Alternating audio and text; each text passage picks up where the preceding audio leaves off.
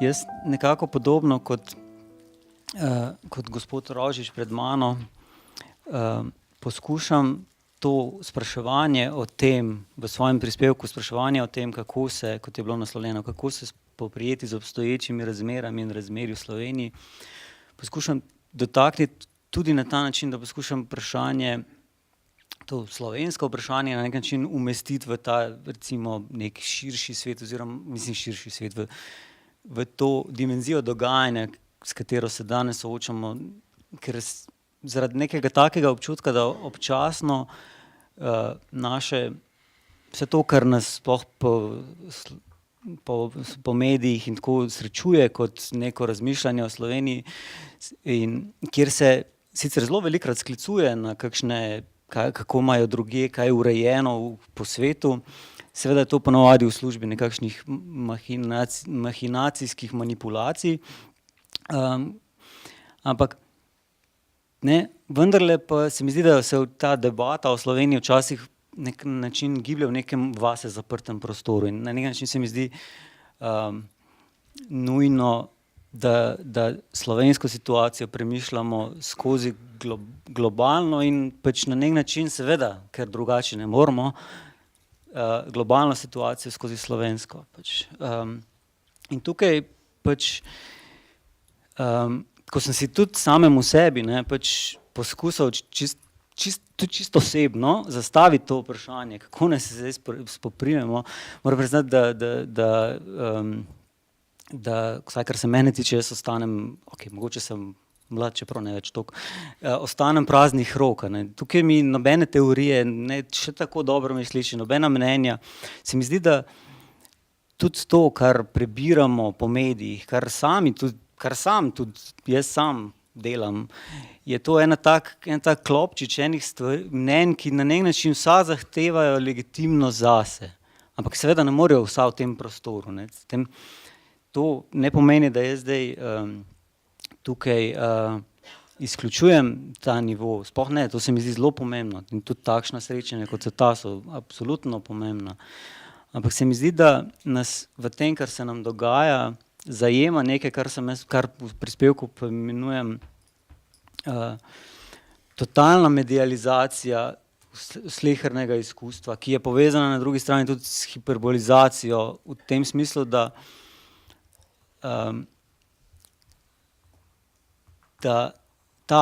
to gibanje predstavljanja znotraj nekega, mislim, medija, kot na nek način medij postavlja tako ospredje, da naj bi sam vzpostavljal ali pa zdržal odprto neko sredino, s tem, ko prevzema glavno vlogo v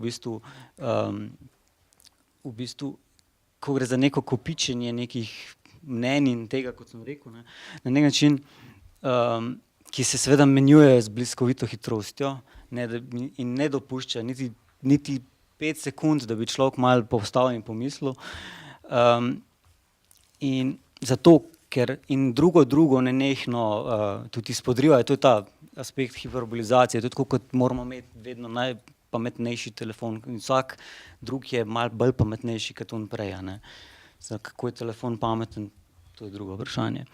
Skratka, in znotraj tega se mi zdi, da znotraj tega, kar se meni kaže kot dogajanje totalne medializacije vsega, jaz tukaj za primer vzamem nek zelo banalen, zelo pač Facebook kot knjiga obrazov, ki na nek način po mojem mnenju skriva neko totalno brezobraznost našega časa. In kako zdaj tukaj, ko poskušamo nekako to zavzeti neko stališče, kako to zavzemanje, to jemanje tega na nek način pada v prazno. Mislim, in tukaj, ne vem, da ne bom predolg, ker očitno, zdaj ne vem, tukaj jaz nekako ostajam, govorimo o spoprijemu z neoprijemljivim, s tistim, kar se ne da, skratka, kar s tistim, kar znotraj tega, kar je zajeto v tem mreže medialnega, medialno je danes vse na nek način, tisto, kar pada skozi te, Janko bi rekel, mreže, skratka, zanima me tisto, kar ni. Na drugi strani In je mogoče ravno to tisto, kar pač na nek bistven način je, ampak to, kar je na nek način, se nam izmika v tej, recimo, v tej zamreženosti, ta omrežja seveda segajo na vsa različna področja. Tudi, no, očitno sem se tudi zdaj zaplezal, tako kot se v tem svojem tekstu zaplezam nekako in če si pol poskušam odgovoriti na to vprašanje in če se z vso svojo lastno, čisto osebno negotovostjo in praznimi rokami, kot sem rekel, potem rečem, se mi zdi, da na žalost, ali pa, da dokler je vsaj to, je vsaj nekaj, čeprav ni to veliko, ampak da nam ostaja vsaj vprašanje. Hvala. Andrej Možina. Hvala za besedo, lepo pozdravljeni. Jaz naj bi nekaj spregovoril o zdravstvu, kot ena taka dobrina, ki pravzaprav imamo v prvem planu vsi posamezniki, družine in tako dalje.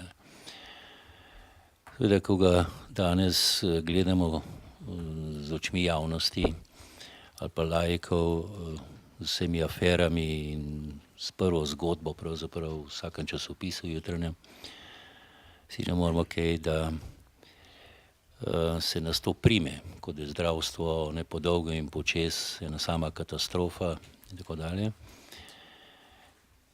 Po drugi strani pa ravno v tej zgodbi, ko zdravstvo je bilo in ostaja visoko v prioriteti politike, kot top politična tema,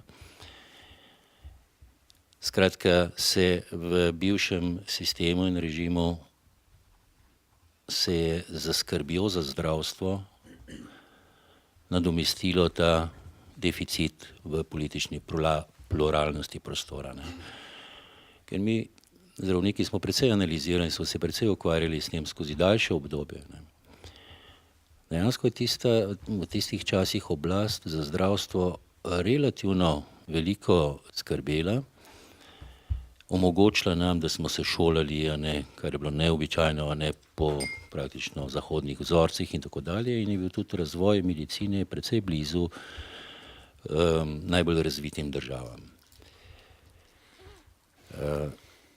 Seveda z osamosvojitvijo smo plačali davek. Zdravstvo je bilo relativno še kar razvito, država je bila v funkciji vzpostavljanja državotvornih temeljev in na nek način se zelo nežno dotaknila sprememb v zdravstvu. Skratka, mi nismo popkovine porezali za socialističnim sistemom.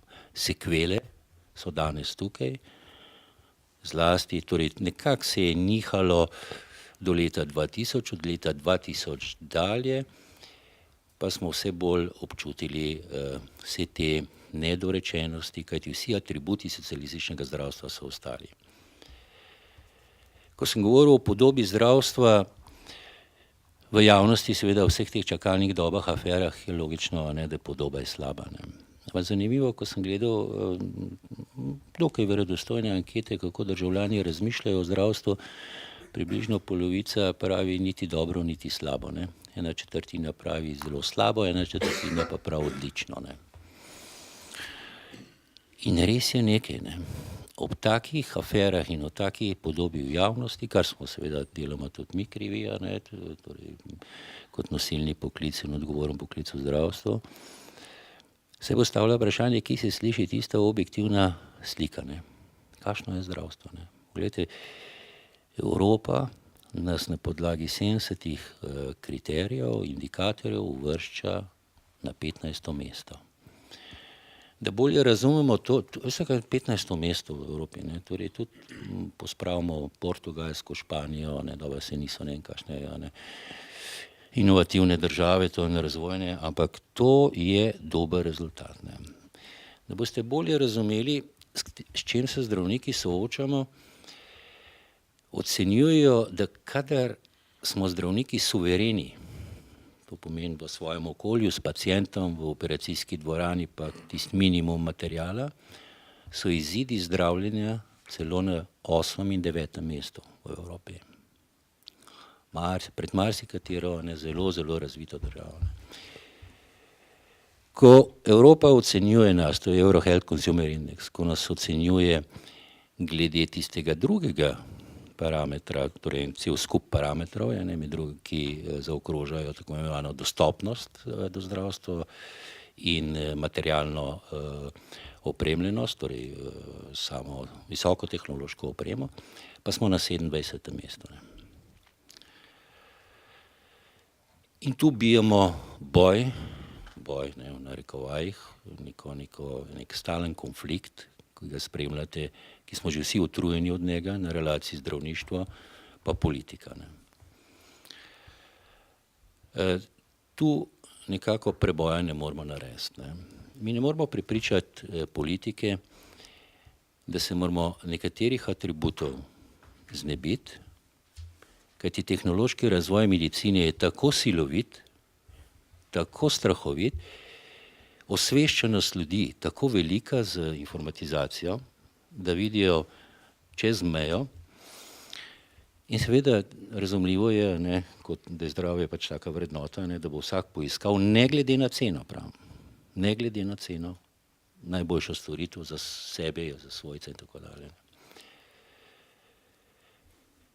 V pomanjkanju komunikacije, dialoga, kjer je v ozadju najverjetneje močne primesi ideološkega izvora, neke razredne nestrpnosti do nekega poklica, ki kreira zdravstvo, se ustvarjajo taki, se išče pravzaprav krivca za dolge čakalne dobe, za številne afere, ki so povsod po svetu, vendar se jih mediji lotevajo na nekako uravnotežen način. To se pravi, da se je dobro, kar sem povedal v začetku, zdravstvo je dokaj solidno. In seveda tudi z aferami, ki jih je treba obrazložiti in tudi popraviti.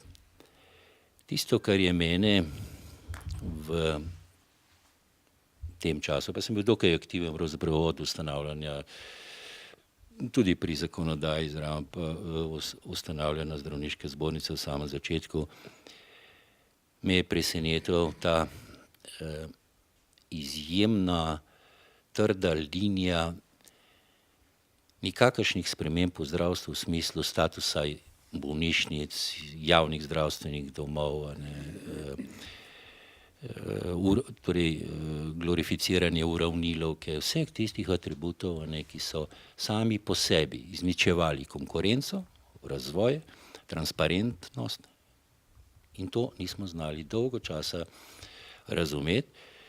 Vedeli smo, da so nečedne prakse in tako dalje, da pa je tega toliko veliko, pa je pravzaprav izbruhnilo na dan šele v začetku tisočletja, tega tretjega, to se pravi po letu 2000.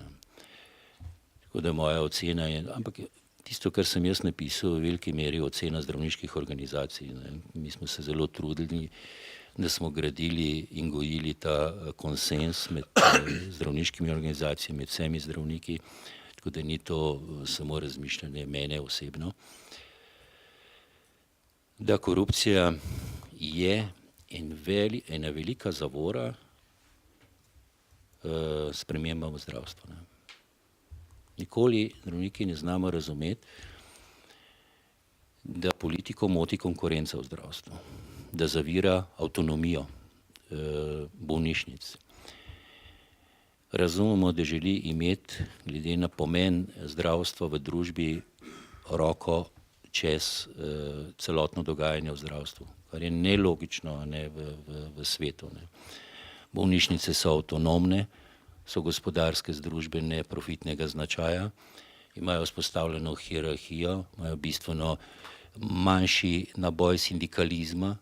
Pri nas politika, če sem čisto odkrit, sama sebi žaga vejo, s tem, ko tako stanje promovira in se pravzaprav za pogovornega partnerja izbere samo recimo zdravniški sindikat, ki moram reči, da zelo dobro opravlja svoje delo, ampak mu politika daje izjemno ugodna tla in pogoje za njegovo delovanje. Tiste stvari, ki pa so problemi danes v zdravstvu, se pa pravzaprav sploh ne lotevamo. Ne. Izjemno veliki etični problemi starajoče se populacije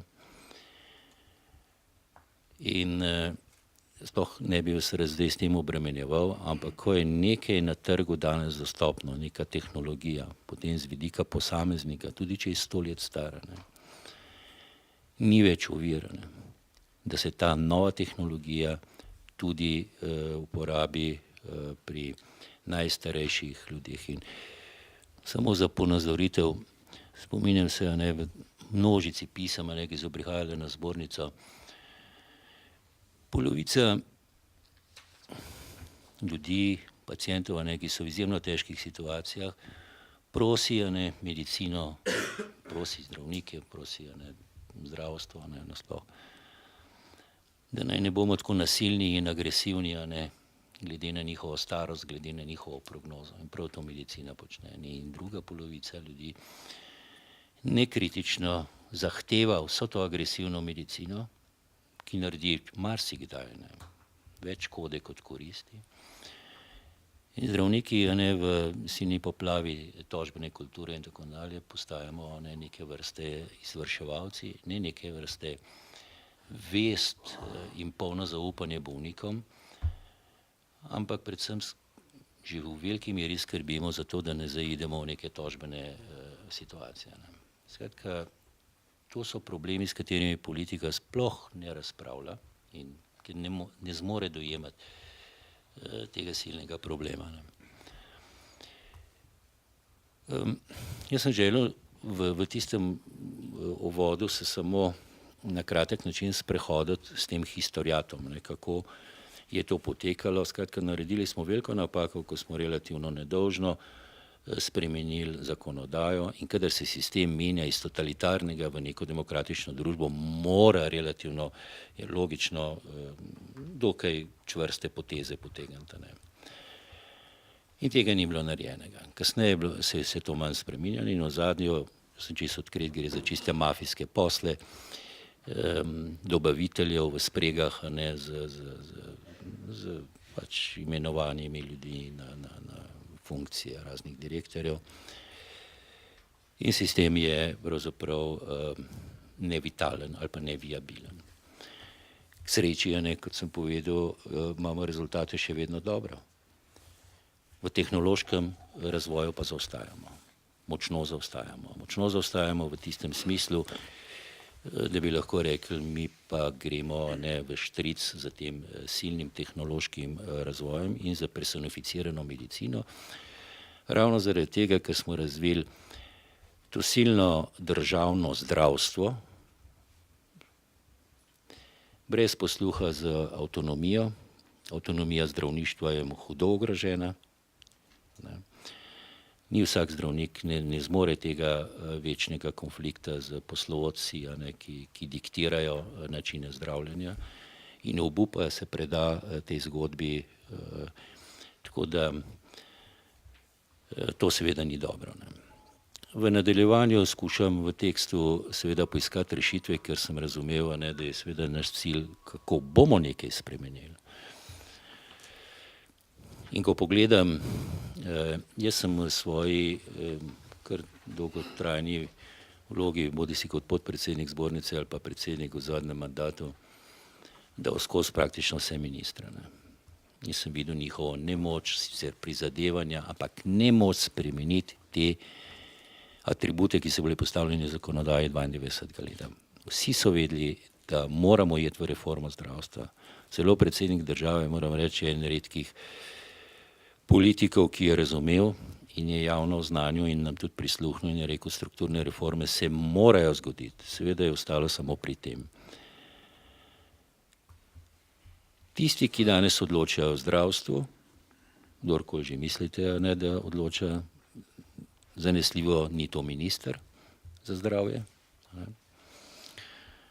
ne pustijo sprememb, kajti, kot sem rekel, mafijski posel v ozadju za nenormalno visoke donose v zdravstvu je ključni problem, da se v slovenskem zdravstvu ne sme praviti reforma zdravstva. Ne. In to nekako tudi še nekaj drugih stvari podajam in pa predvsem ne, apeliramo kot vedno ne, na politiko, da se zavedajo na glavni krivec sprememb. Zdravstvo lahko spremeni v tistih ključnih strateških elementih samo politika, kar pa z ozirom na razmere ne, zdaj zelo slabo kaže. Ne. Hvala lepa.